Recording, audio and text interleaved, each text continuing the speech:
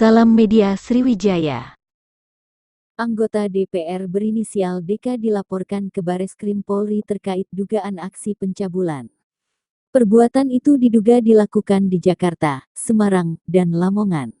Bareskrim Polri telah menaikkan kasus yang berdasarkan laporan informasi bernomor Li-35-6-2022-2022-Subdit 5T tanggal 15 Juni tahun 2022 tersebut ke tingkat penyelidikan.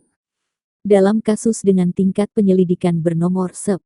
Lidik-6-2022-6-2022-Ditpidum tertanggal 24 Juni tahun 2022 tersebut, DK disangkakan melakukan perbuatan cabul sebagaimana dimaksud dalam pasal 289 KUHP.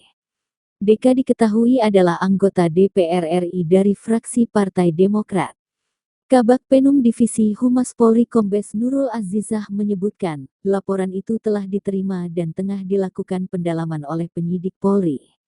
Iya benar, laporannya masih dalam penyelidikan, kata Kombes Nurul Azizah saat dikonfirmasi Kamis tanggal 14 Juli tahun 2022. Dalam laporan itu, DK diduga melanggar pasal 289 KUHP tentang tindak pidana pencabulan. Kasus itu pun ditangani oleh Direktorat Tindak Pidana Umum Bareskrim Polri.